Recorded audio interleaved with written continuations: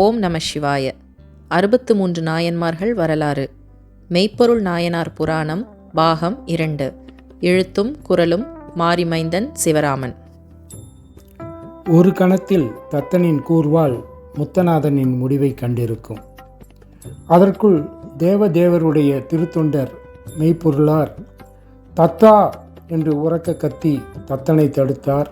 உயிர் நீங்கும் நிலையிலும், தத்தா, இவர் நம்மவர், சிவயோகியாக தோன்றுகிறார்.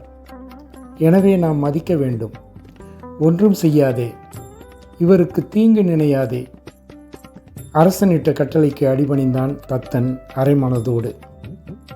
தன் கூர்வாளினை இடையில் செருகிக் கொண்டான். அரச கட்டளை அடுத்து வந்தது. தத்தா, நம் மக்கள் யாரும் இவரை தாக்காது பாதுகாத்து இடையூறின்றி அழைத்து சென்று இவர் விரும்பும் இடம் சேர்ப்பது உன் பொறுப்பு. தத்தனின் கோப பார்வையால் பயந்து உறைந்து போயிருந்த மூர்க்கன் முத்தநாதன் மெய்ப்பொருள் நாயனார் தத்தனுக்கிட்ட உத்தரவால் பயம் நீங்கி புறப்பட தயாரானான். தீரன் போல இரத்த வெள்ளத்தில் உறைந்து கொண்டிருந்த மெய்ப்பொருளாரை தீர்த்து முடித்த வஞ்சக பெருமையோடு தத்தனின் பாதுகாப்போடு அரண்மனை விட்டு வெளியே வந்தான் வஞ்சக நெஞ்சகத்தான்.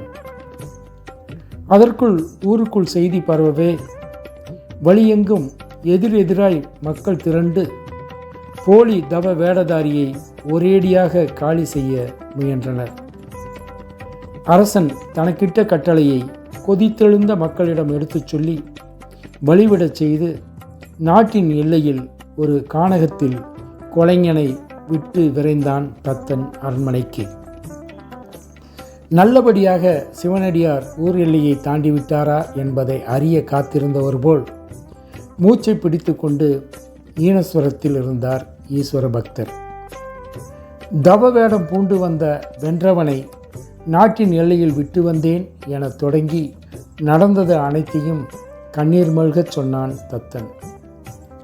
தத்தா, இன்றைக்கு நீ எனக்கு செய்த உபகாரத்தை வேறு யார் செய்ய வல்லார் என்று புகழ்ந்துரைத்தார் ஆவி பிரியும் நிலையில் இருந்த அருந்தவ நாயனார்.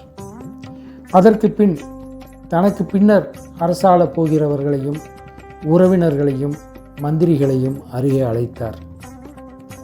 என் மக்களே, நம் முன்னோர் செய்து வந்த சிவசேவையை தொடர்வது உங்கள் கடமை. சிவனடியார் சேவை அதற்கு ஒப்பானது. எல்லா சூழ்நிலைகளிலும் எல்லா நேரங்களிலும் சிவனடியார்களை மதிக்க வேண்டும், வணங்க வேண்டும். சிவனடியார்களின் அரிச்சுவட்டில் நீங்களும் மக்களும் நடப்பீர்களாயின் சிவனடியார் திருக்கூட்டம் வெள்ளம் போல் பெருகும். சிவனடியார்கள் நன்றாக இருந்தால் நாடும் மக்களும் செல்வமும் அமைதியும் பெற்று சுபிட்சமாக இருப்பார்கள். மெய்ப்பொருள் நாயனாரின் கண்கள் நிலை கொள்ள ஆரம்பித்தன. சொற்கள் வாயினின்று வெளிவர முடியாமல் துடித்தன.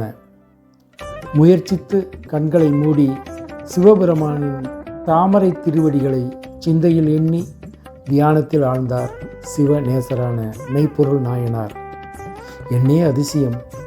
தியானத்தில் கண்ட திரு உருவத்திலேயே பரமசிவன் காட்சியளித்தார் அவர் கண்முன்னே. பரந்த பேரன்பு கொண்டவனே, மறுத்தல் இல்லா பக்தி கொண்டவனே, நாயகன் என போலியான முத்தநாதன் தன்னையும் அறியாமல் உரைத்தும் சிவனடியார் மேலுள்ள காதலால் உண்மை உணராது, உணர விரும்பாது என் பாதம் நினைத்தவனே, நீதான் தேவர்களும் அணுக முடியாத உயர்ந்த சிவபுரமாகிய பேரின்ப பெருவீட்டை அடைய தகுதியுள்ளவன். நீ என்னிடம் வந்து நீ விரும்பும் பாதத்தை மெய்யன்பால் அலங்கரிப்பாயாக. பரமேஸ்வரன் மறைந்தார் நிறைந்த திருப்தியுடன். மனம் நிறைந்த பக்தனை மக்கள் மனதில் இடம்பெறச் செய்த பெருமிதத்துடன். இறைவன் ஒருவனே மெய்ப்பொருள் என்ற உண்மையை உலகுக்கு உணர்த்திய மெய்ப்பொருள் நாயனார் காட்சி தந்த சர்வேஸ்வரன் மறைந்த அக்கணமே மண்ணுலகை விட்டு விண்ணுலகை அடைந்தார். கார்த்திகை மாதம் உத்திர நட்சத்திரத்தில் உதித்த மெய்ப்பொருள் நாயனாரின் அவதார தலமும் முக்தி தலமும் திருக்கோவலூரே. வெல்லுமா மிகவல்ல மெய்ப்பொருளுக்கடியேன் என்று மெய்ப்பொருள் நாயனாருக்கு மெய்ப்புகழ் பாடுகிறார் திருத்தொண்டத் தொகையில் திருவருள்மிக்க சுந்தரர் பெருமான். மெய்ப்பொருள் நாயனார் புராணம் முடிவுற்றது. திருச்சிற்றம்பலம்.